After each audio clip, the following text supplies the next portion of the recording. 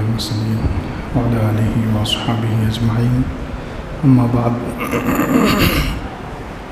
أعوذ بالله من الشيطان الرجيم بسم الله الرحمن الرحيم والله الذي لا إله إلا هو الملك القدوس السلام المؤمن المهيمن العزيز الجبار المتكبر سبحان الله عما يشركون صدق الله العظيم اللهم صل على سيدنا محمد وعلى آل سيدنا محمد وبارك وسلم اللهم صل على سيدنا محمد وعلى آل سيدنا محمد وبارك وسلم اللهم صل على سيدنا محمد وعلى آل سيدنا محمد وبارك وسلم. ان کو کرسی دے دو پیلی والی.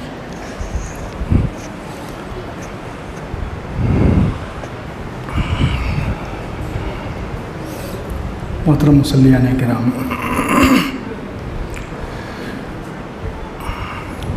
اللہ رب العزت کے مبارک ناموں کا تذکرہ چل رہا ہے. اللہ تبارک و تعالیٰ کے دو نام الحمدللہ بیان ہو چکے ہیں. اللہ تعالیٰ کا ایک نام ہے القدوس. القدوس یہ قرآن پاک میں دو جگہ ذکر کیا گیا ہے. ایک تو سورہ حشر کے آخر میں 28 پارے میں، اور دوسرا بھی 28 پارے میں ہی سورہ جمعہ میں. القدوس کا معنی ہے پاک صاف، جو تمام عیوب سے، تمام کمیوں سے، مخلوق کی طرح کمزوریوں سے پاک ہے، اس کو کہتے ہیں القدوس. اسی لیے سورہ جمعہ میں جو بیان کیا گیا ہے یسبح للہ ما فی السماوات و ما فی الارض الملک القدوس. اللہ تعالیٰ کے 4 نام، اس میں سے 2 نام ایک ساتھ بیان ہوئے، الملک القدوس. الملک پچھلے ہفتے الحمدللہ اس کے بارے میں بتایا گیا، بادشاہ، اور القدوس پاک. دنیا کے جو بادشاہ ہوتے ہیں، انسانوں میں جو بادشاہ ہوتے ہیں، ان کے اندر 1000 خامیاں ہوتی ہیں، بہت کمیاں ہوتی ہیں. وہ بادشاہ ظلم کرتے ہیں، ناانصافی کرتے ہیں. دنیا کے جو بادشاہ ہیں ان کے پیچھے ضرورتیں لگی ہوئی ہیں، عیب لگے ہوئے ہیں، کمزوریاں لگی ہوئی ہیں. لیکن اللہ رب العزت الملک القدوس، ایسا بادشاہ کہ وہ ہر کمی سے پاک ہے، پاکیزہ. تو قرآن پاک میں بھی یہ نام آیا ہے اور حدیث پاک میں بھی ہے. صحیح مسلم کی حدیث ہے، حضرت عائشہ رضی اللہ عنہ فرماتی ہیں کہ حضور اقدس صلی اللہ علیہ وسلم رکوع اور سجدے میں یہ پڑھا کرتے تھے سبوح قدوس رب الملائکۃ والروح. ہم لوگ عام طور پر ایک ہی تسبیح پڑھتے ہیں، سبحان ربی العظیم اور سبحان ربی الاعلیٰ. رکوع میں سبحان ربی العظیم پڑھیں گے اور سجدے میں سبحان ربی الاعلیٰ. لیکن یہ بھی پڑھ سکتے ہیں، اللہ کے رسول صلی اللہ علیہ وسلم سے ثابت ہے. حضور صلی اللہ علیہ وسلم جب تنہائی میں عبادت کرتے تھے، گھر میں جب رات میں تہجد وغیرہ کی نماز پڑھتے تھے تو یہ تسبیح پڑھتے تھے. اس میں کیونکہ اللہ تعالیٰ کی بہت شاندار اور بہت اعلیٰ درجے کی تعریف کی گئی ہے. سبوح قدوس رب الملائکۃ والروح، پاک ہے، بہت ہی زیادہ پاک ہے، جو فرشتوں کا رب ہے اور روح حضرت جبرائیل علیہ السلام کا رب ہے. تو حضور اقدس صلی اللہ علیہ وسلم اس تسبیح کو رکوع اور سجدے میں پڑھا کرتے تھے. تو ہمیں بھی لمبی نماز پڑھنی چاہیے. تنہائی میں جب نماز پڑھیں تو اس میں یہ تسبیح بھی پڑھ سکتے ہیں، سبوح قدوس رب الملائکۃ والروح. اسی طرح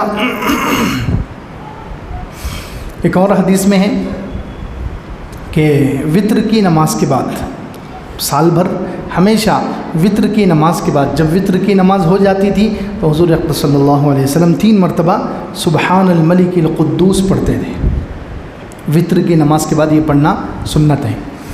وطر کی نماز جب ہو جاتی تھی تو حضور اقدس صلی اللہ علیہ وسلم 3 مرتبہ پڑھتے ہیں سبحان الملک القدوس. پاک ہے بادشاہ جو بہت ہی زیادہ منزہ مخلوق کی صفات سے اور کمیوں سے پاک ہیں۔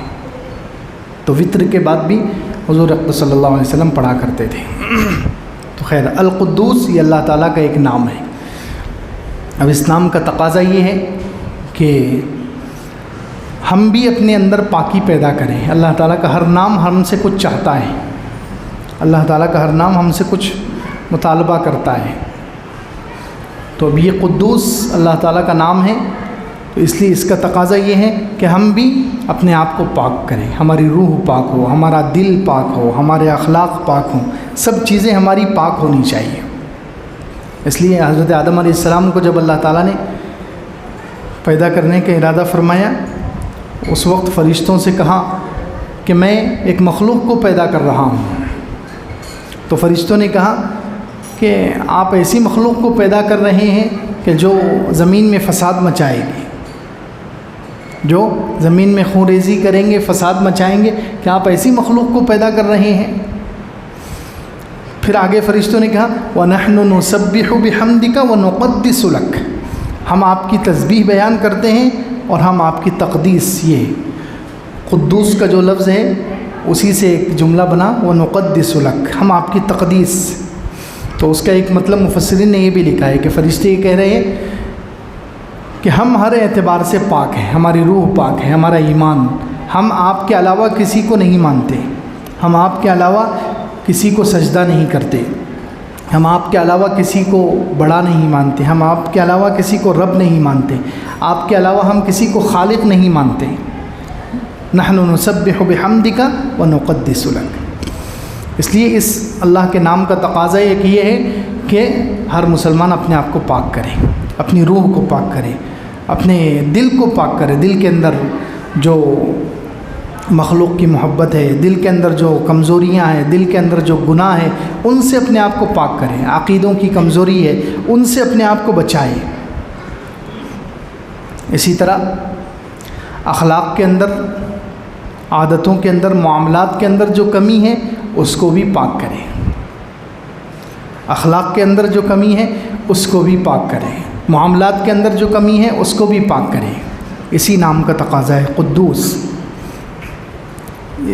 اسی سلسلے میں ایک حدیث میں ہے، ابن ماجہ جو حدیث کی کتاب ہے، اس میں ایک واقعہ اللہ کے رسول صلی اللہ علیہ وسلم کا نقل کیا گیا ہے کہ حضور اقدس صلی اللہ علیہ وسلم نے ایک دیہاتی سے کچھ قرض لیا۔ ایک اعرابی ایک دیہاتی سے حضور اقدس صلی اللہ علیہ وسلم نے کچھ قرض لیا۔ اب جب قرض اس نے دیا اور وہ قرض لینے کے لیے آیا تو اس نے بہت سختی کی۔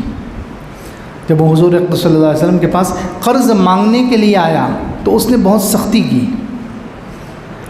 حضور صلی اللہ علیہ وسلم کی چادر مبارک کو کھینچا اور بہت سخت انداز سے، بہت سختی والے انداز سے اس نے مطالبہ کیا، اپنا قرض مانگا حضور صلی اللہ علیہ وسلم نے۔ تو صحابہ کرام کو غصہ آ گیا، صحابہ کرام جو ساتھ تھے ان کو غصہ آ گیا کہ حضور صلی اللہ علیہ وسلم کے ساتھ یہ ایسا سلوک کر رہا ہے۔ تو صحابہ کرام نے اس کو ڈانٹا اور کہا تجھے معلوم ہے کہ تو کس سے بات کر رہا ہے؟ تجھے معلوم ہے کہ تو کس سے بات کر رہا ہے؟ کون سی ہستی، کتنی بڑی ہستی ہے یہ، کتنے مقدس نبی ہیں جن سے تو بات کر رہا ہے، تجھے کچھ پتہ ہے؟ تو اس نے کہا کہ میں تو حق والا ہوں، میں اپنا حق لینے کے لیے آیا ہوں۔ تو حضور صلی اللہ علیہ وسلم نے اس وقت صحابہ کرام سے فرمایا، حَلَّا كُنْتُمْ مَعَ صَاحِبِ الْحَقِّ، تم نے حق والے کا ساتھ کیوں نہ دیا؟ تم نے اس وقت میرا ساتھ نہیں دینا چاہیے تھا، بلکہ اس کا ساتھ دینا چاہیے تھا جو قرض مانگنے آیا تھا۔ دیکھیے کیا فرمایا، حَلَّا كُنْتُمْ مَعَ صَاحِبِ الْحَقِّ، تم حق والے کے ساتھ کیوں نہ ہوئے؟ اس کا قرضہ تھا، وہ قرضہ لینے کے لیے آیا، چاہے اس کا انداز غلط تھا، مانگنے کا انداز، وصول کرنے کا انداز غلط تھا، لیکن پھر بھی وہ حق پر ہے، وہ کیونکہ اس کا قرضہ ہے میرے اوپر، تو وہ قرض مانگنے کے لیے آیا ہے، لہٰذا تمہیں اس کا ساتھ دینا چاہیے تھا، اس کی طرف سے بولنا چاہیے تھا۔ پھر حضور صلی اللہ علیہ وسلم نے اپنی چاچی کے پاس، خولہ بنت قیس، یہ حضور صلی اللہ علیہ وسلم کی چاچی تھی، حضرت حمزہ سید الشہداء رضی اللہ عنہ ان کی بیوی حضور صلی اللہ علیہ وسلم کی چاچی تھی۔ تو حضور صلی اللہ علیہ وسلم نے کہا کہ جاؤ خولہ بنت قیس کے پاس جاؤ اور ان سے کچھ کھجور ادھار لے کر آؤ، چاچی کے پاس جاؤ اور کھجور قرض لے کر آؤ، اور ان سے کہہ دینا کہ جب ہمارے پاس کھجور آ جائے گی ہم ان کو دے دیں گے۔ تو انہوں نے خوشی سے کھجور دے دی۔ حضور صلی اللہ علیہ وسلم نے جب وہ کھجور آئی تو اس دیہاتی کا قرض ادا کیا اور اس کی ضیافت بھی کی، اس کو بٹھا کر کھانا کھلایا، اس کو بٹھا کر حضور صلی اللہ علیہ وسلم نے کھانا کھلایا، اور پھر آگے ارشاد فرمایا اولئک الاخیار، وہ لوگ اچھے ہوتے ہیں، وہ لوگ بہتر ہوتے ہیں جو معاملات میں صحیح ہوں، اپنا حق ادا کر دیں، لوگوں کا جو حق اپنے ذمے ہے وہ حق ادا کر دیں، وہ لوگ صحیح ہوتے ہیں، وہ لوگ بہترین لوگ ہوتے ہیں۔ اور آگے فرمایا انہ لا قدست امہ، اس امت کو کبھی پاک نہیں کیا جائے گا، اس جماعت کو، اس امت کو پاک نہیں کیا جائے گا کہ جس میں کمزور اتنا کمزور ہو جائے کہ وہ اپنا حق نہ لے سکے۔ یہاں قدست، وہی قدوس سے جو لفظ ہے وہ لفظ حضور اقدس صلی اللہ علیہ وسلم نے استعمال کیا ہے۔ انہ لا قدست امت، وہ امت کبھی پاک نہیں ہوگی، اس امت کو کبھی پاک نہیں کیا جائے گا جس میں حق والا، یعنی جس کا قرضہ ہے، وہ حق کسی سے مانگ نہ سکے، اتنا کمزور ہو جائے، اس میں ظلم اتنا بڑھ جائے کہ قرض لے کر لوگ دبا جائیں، قرض لے کر جس نے قرض دیا ہے وہ مانگنے کی ہمت نہ کر سکے، ہچکچا کر مانگنے لگے کہ پتہ نہیں یہ کیا جواب دے گا، میں اس سے قرض مانگنے جا رہا ہوں حالانکہ پیسہ میرا ہے، لیکن اس سے مانگنے جا رہا ہوں تو یہ میرے ساتھ پتہ نہیں کیا سلوک کرے گا۔ تو اگر ایسا جس امت میں ہو جائے تو پھر اس امت کو کبھی پاک نہیں کیا جائے گا، وہ امت کبھی پاک نہیں ہو سکتی۔ تو اس حدیث سے نکلا کہ اللہ کے اس نام قدوس کا تقاضا یہ ہے کہ ہم اپنے معاملات بھی صحیح کریں، معاملات کو پاک کریں، لوگوں سے لین دین کو پاک کریں، حق والے کا حق ادا کریں۔ اسی طرح ایک دوسری حدیث بھی ہے ابن ماجہ میں کہ جب حضور صلی اللہ علیہ وسلم کے حکم سے کچھ صحابہ کرام ہجرت کر کے حبشہ چلے گئے تھے تو وہ لوگ حبشے سے پھر مدینہ منورہ آ گئے، حبشے سے واپس آئے، مدینہ منورہ آ گئے۔ تو اس وقت حضور صلی اللہ علیہ وسلم نے ان سے پوچھا کہ حبشے کی کوئی عجیب بات سناؤ، حبشے کا کوئی عجیب واقعہ سناؤ، حبشے کا کوئی عجیب واقعہ ہوگا وہ سناؤ۔ تو وہ جو صحابہ کرام تھے جو حبشہ ہجرت کر کے گئے تھے انہوں نے یہ واقعہ سنایا حضور اقدس صلی اللہ علیہ وسلم کو کہ ایک بوڑھی عورت تھی، ہم نے دیکھا وہاں حبشے میں ایک بوڑھی عورت اپنے سر پر اس نے مٹکا رکھا اور پانی لے کر جا رہی تھی، اپنے سر پر اس نے پانی کا مٹکا رکھا اور دونوں ہاتھ سے پانی کو پکڑ لیا اور وہ راستے میں چل رہی تھی۔ اتنے میں نوجوان کچھ اوباش بگڑے ہوئے آوارہ نوجوانوں کی ایک ٹولی بیٹھی ہوئی تھی، ان میں سے ایک شخص اٹھا اور ایک نوجوان اٹھا، اس نے اس عورت کے دونوں ہاتھوں پر اپنا ہاتھ مارا جس سے وہ مٹکا چھوٹ گیا، مٹکا بھی گرا، وہ بوڑھی عورت بھی گر گئی، مٹکا بھی گر گیا، وہ بوڑھی عورت بھی گر گئی، مٹکا ٹوٹ گیا۔ اب جب بوڑھی عورت کھڑی ہوئی تو اس نے کہا کہ میرا اور تمہارا معاملہ کل اللہ رب العزت کے دربار میں پیش ہوگا، اس وقت تمہارا کیا حال ہوگا جب اللہ رب العزت اپنی کرسی رکھیں گے، جب اللہ رب العزت قیامت کے دن اپنی کرسی رکھیں گے اور تمہیں بلایا جائے گا اور یہ میرا اور تمہارا معاملہ اللہ رب العزت کے دربار میں پیش ہوگا، جس دن ہاتھ اور پیر گواہی دیں گے، ہاتھ اور پیر بولیں گے، ہاتھ اور پیر کو بولنے کی طاقت دی جائے گی، اس وقت تمہارا کیا حال ہوگا۔ یہ اس بوڑھی عورت نے کہا تو حضور اقدس صلی اللہ علیہ وسلم نے ارشاد فرمایا صدقت، اس نے سچ کہا، اس نے سچ کہا۔ پھر آگے وہی جملہ ارشاد فرمایا کہ وہ امت کیسے پاکیزہ ہو سکتی ہے کہ جس میں ایک حق والا اتنا کمزور ہو جائے کہ وہ اپنے حق کا مطالبہ نہ کر سکے، اپنے حق کا مطالبہ نہ کر سکے۔ تو خیر القدوس اللہ رب العزت کا نام ہے، اس نام کا تقاضا یہ ہے کہ ہم اپنے آپ کو پاک کریں، اپنے دل کو پاک کریں، اپنے روح کو پاک کریں، اپنے اعمال کو پاک کریں، اپنے اخلاق کو پاک کریں، اپنے کردار کو پاک کریں۔ اسی اللہ رب العزت کے قدوس نام کا تقاضا ہے کہ جو چیز بھی اللہ رب العزت سے جڑ جاتی ہے، اللہ رب العزت سے جس چیز کی نسبت اور لگاؤ ہو جاتا ہے وہ چیز مقدس ہو جاتی ہے۔ اسی اللہ تعالیٰ کے نام قدوس کی وجہ سے کہ جو چیز اللہ رب العزت سے جڑ جائے گی وہ مقدس ہو جائے گی، حضرت موسیٰ علیہ السلام نے اپنی قوم سے کہا، اللہ تعالیٰ کا حکم تھا کہ جاؤ ملک شام والوں سے جا کر لڑو، جہاد کرو. تو حضرت موسیٰ علیہ السلام نے اس وقت اپنی قوم سے کہا، یا قوم ادخلوا الارض المقدسہ، اے میری قوم داخل ہو جاؤ ارض مقدسہ میں، پاکیزہ جگہ، مقدس ملک شام اور جہاں بیت المقدس ہے اس جگہ کو حضرت موسیٰ علیہ السلام نے کہا کہ یہ ارض مقدسہ ہے. کیوں؟ اس لیے کہ اس زمین کی نسبت اللہ سے ہے، اس کا تعلق اللہ سے ہے، تو وہ جگہ مقدس ہو گئی. اللہ کے اس قدوس نام کی برکت سے جگہ میں بھی وہ اثر آ گیا، وہ جگہ مقدس ہو گئی. اسی طرح حضرت موسیٰ علیہ السلام کو اللہ تعالیٰ نے کوہ طور پر بلایا. کوہ طور پر بات چیت کرنے کے لیے اللہ رب العزت نے حضرت موسیٰ علیہ السلام کو بلایا. اس وقت کیا کہا؟ اخلع نعلیک انک بالوادی المقدس طویٰ، اپنے جوتے اتار کر آ جاؤ. حضرت موسیٰ علیہ السلام سے کہا جوتے اتار کر آ جاؤ، آپ ایک مقدس جگہ میں ہو. انک بالارض المقدس طویٰ. اور دیکھو یہاں بھی اللہ تعالیٰ نے مقدس کا لفظ، کیوں؟ اس لیے کہ اس جگہ کی نسبت اللہ سے ہو گئی. اس جگہ کو، کوہ طور جو پہاڑ تھا، اس جگہ کو اللہ تعالیٰ نے چنا اپنے اور موسیٰ علیہ السلام سے بات کرنے کے لیے. موسیٰ علیہ السلام سے بات کرنے کے لیے اللہ تعالیٰ نے اس پہاڑ کو، اس جگہ کو چنا، اس لیے اس میں تقدس آ گیا، اس میں پاکیزگی آ گئی، وہ جگہ مقدس ہو گئی. تو جو چیز بھی اللہ رب العزت سے جڑ جاتی ہے اس میں تقدس، اس میں بزرگی. اسی لیے اللہ تعالیٰ کا بیت اللہ ہے، رسول اللہ ہے، سارے انبیاء علیہ السلام ہیں، مسجدیں ہیں، قرآن پاک ہے، ان سب کی نسبت اللہ سے ہے، ان سب کی نسبت اللہ سے ہے. تو اللہ سے، قدوس سے نسبت ہونے کی وجہ سے یہ سب چیزیں بھی مقدس ہو گئی. ساری مسجدیں مقدس ہیں، سارے کلام اللہ مقدس ہے، سارے انبیاء علیہ السلام مقدس ہے، اور جن جن جگہوں کو اللہ نے چنا وہ مقدس ہے. جن ہستیوں کو اللہ رب العزت چنتے ہیں وہ مقدس ہو جاتے ہیں. تو خیر یہ اللہ کا ایک نام ہے القدوس.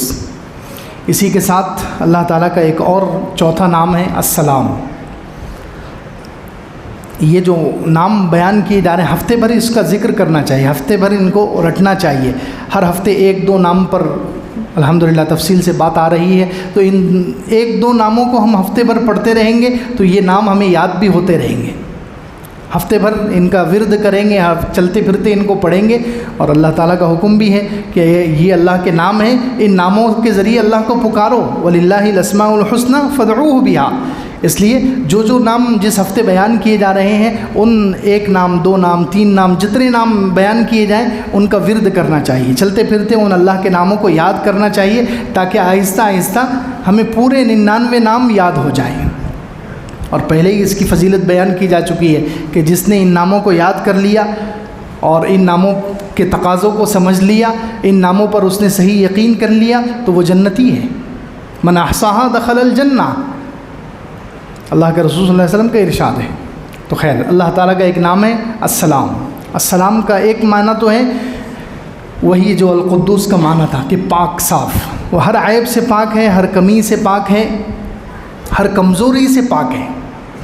اور دوسرا معنی ہے اس کا سلامتی دینے والا. السلام سلامتی دینے والا، سلامت رکھنے والا، حفاظت کرنے والا. دوسرے الفاظ میں ہم کہیں گے سلامت رکھنے والا، حفاظت کرنے والا. یہ بھی نام قرآن پاک میں استعمال ہوا. سلام قولا من رب الرحیم. جب جنتی جنت میں چلے جائیں گے تو اللہ رب العزت ان سے کہیں گے سلام قولا من رب الرحیم.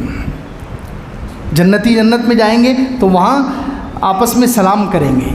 ایمان والے جو نیک لوگ دنیا سے جاتے ہیں اللہ رب العزت نے ان کے بارے میں کہا الذین تتوفاہم الملائکۃ طیبین یقولون سلام علیکم، کہ جو پاکیزہ لوگوں کا جب انتقال ہوتا ہے تو ان کے انتقال کے وقت فرشتے کہتے ہیں، فرشتے ان کا جب روح نکالتے ہیں تو اس وقت ان سے کہا جاتا ہے سلام علیکم، تم پر سلامتی ہو، تم پر سلامتی ہو. ادخلوا الجنۃ بما کنتم تعملون، جنت میں داخل ہو جاؤ ان اعمال کی وجہ سے جو تم کیا کرتے تھے. تو خیر یہ سلام کا نام اللہ رب العزت کا ایک نام قرآن میں بھی استعمال ہوا اور حدیث میں بھی استعمال ہوا. صحیح حدیثوں میں ہے کہ اللہ کے رسول صلی اللہ علیہ وسلم جب نماز سے فارغ ہوتے تو یہ دعا پڑھتے اللہم انت السلام ومنک السلام تبارکت یا ذا الجلال والاکرام. نماز ہوتے ہی حضور اقدس صلی اللہ علیہ وسلم یہ دعا پڑھتے تھے اللہم انت السلام ومنک السلام، اے اللہ آپ سلام ہیں اور آپ ہی کی طرف سے سلامتی آتی ہے، سلامتی اور حفاظت جو آتی ہے وہ آپ ہی کی طرف سے آتی ہے۔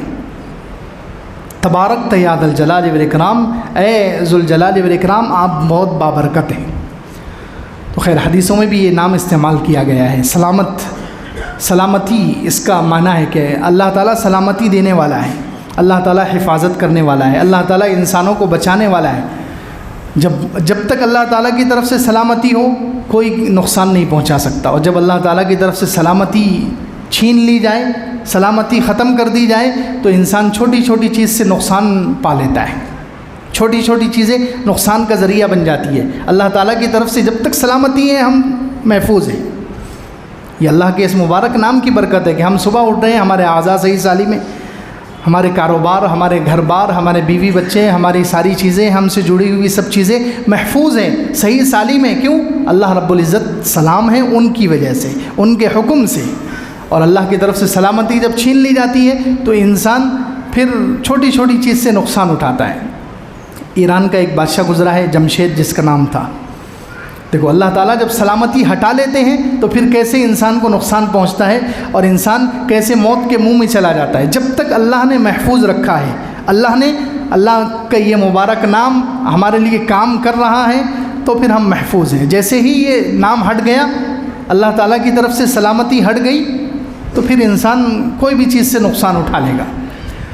تو ایران کا بادشاہ تھا جمشید جس کا نام تھا، وہ ایک مرتبہ اپنے محل میں تھا، اچانک اس کے محل کے سامنے ایک جنگلی گھوڑا آ گیا۔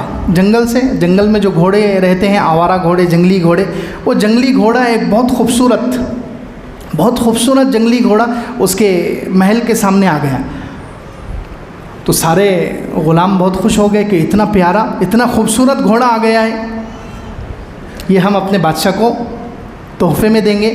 تو سب اس کے قریب جا رہے ہیں، اس گھوڑے کے قریب، کہ اس کو تھوڑا نرم کریں، اس کے اوپر زین کسیں، اس کے اوپر کچھ کپڑا ڈالے تاکہ بادشاہ اس کے اوپر بیٹھ سکے۔ تو وہ گھوڑا کسی کو قریب نہیں آنے دے رہا، لات مار رہا ہے، وہ لات مارنے کی کوشش کر رہا ہے، کسی کو قریب نہیں آنے دے رہا۔ بادشاہ کو اطلاع ملی تو بادشاہ خود باہر آیا، ایران کا بادشاہ، اس زمانے کا طاقتور ترین بادشاہ، وہ باہر آیا اور اس نے باہر آ کر دیکھا کہ اتنا خوبصورت گھوڑا ہے، اور جنگل سے آیا اور ڈائریکٹ محل کے سامنے آ کر کھڑا ہو گیا۔ تو بولے یقیناً یہ میرے ہی لیے آیا ہے۔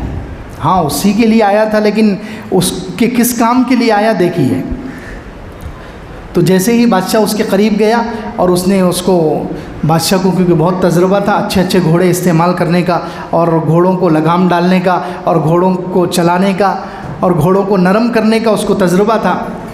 یہ بھی ایک فیلڈ ہے، ایک مہارت ہے، تو اس کو یہ پوری مہارت حاصل تھی۔ تو وہ گھوڑے کے قریب گیا، اس کے گردن پر ہاتھ پھیرا، تو گھوڑے نے کچھ نہیں کیا، گھوڑا خاموش۔ تو وہ بادشاہ بڑا خوش ہو رہا ہے دل میں کہ دیکھو میرے کسی غلام کے قابو میں نہیں آیا، میرے اندر کتنی مہارت ہے، میرے اندر کتنی مہارت ہے کہ یہ گھوڑا آسانی سے میرے قابو میں آ گیا اور مجھے سب کام کرنے دے رہا ہے، ہاتھ لگانے دے رہا ہے، کپڑے ڈالنے دے رہا ہے۔ تو بادشاہ نے کہا کہ چلو زین لاؤ، میں آج اس کے اوپر چکر لگاتا ہوں۔ وہ زین لائی گئی، وہ گھوڑے کے اوپر جو رکھتے ہیں زین، اس کے اوپر بیٹھتے ہیں، تو وہ زین لائی گئی۔ اب بادشاہ نے اس کے اوپر رکھا اور اس کو رسی سے باندھنا شروع کیا۔ اب جیسے ہی اس نے باندھنا شروع کیا، گھوڑے نے ایک لات ماری اس کو، اور ایسی لات ماری کہ وہ وہیں ٹھنڈا ہو گیا اور مر گیا۔ دیکھیے، حالانکہ گھوڑا کوئی موذی جانور نہیں ہے، نقصان پہنچانے والا یا درندہ نہیں ہے کہ وہ انسان کو پھاڑ کھا لے، لیکن جب تک اللہ تعالیٰ کی طرف سے سلامتی ہے انسان محفوظ ہے، اور اللہ کی طرف سے سلامتی اٹھا لی گئی تو یہ گھوڑے سے وہ آدمی مر گیا۔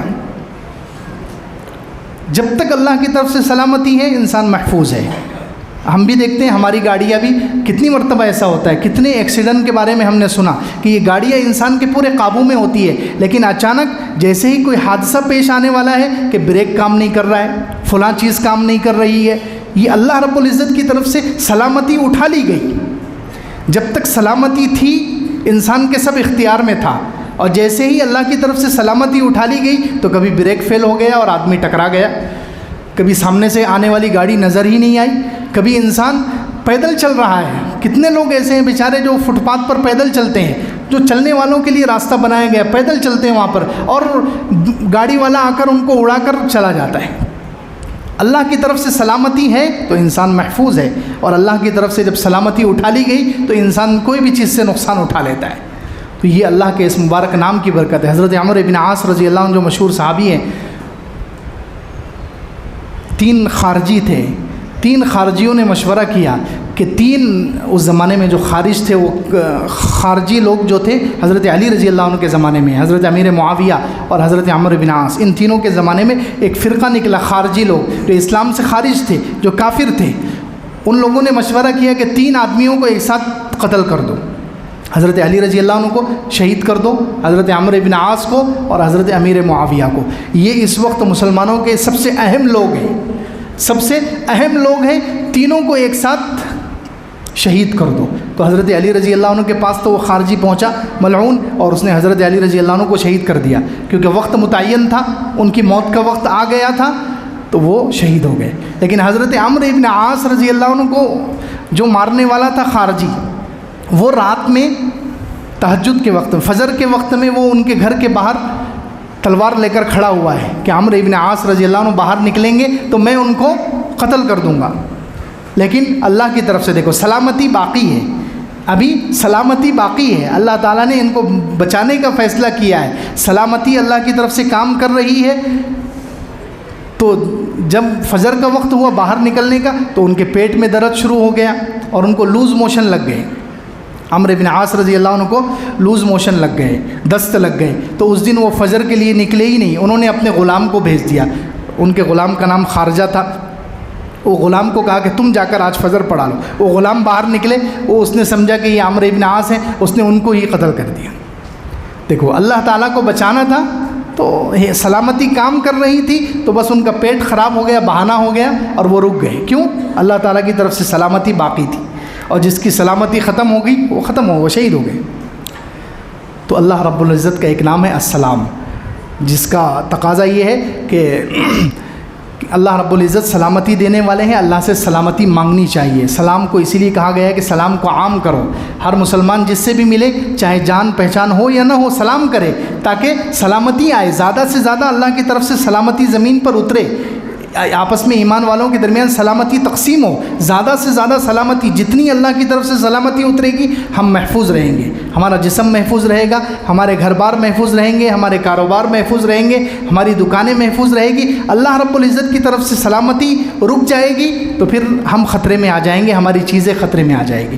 انشاءاللہ اسی کو السلام پر آئندہ ہفتے بھی بات کی جائے گی۔ وآخر دعوانا الحمدللہ رب العالمین۔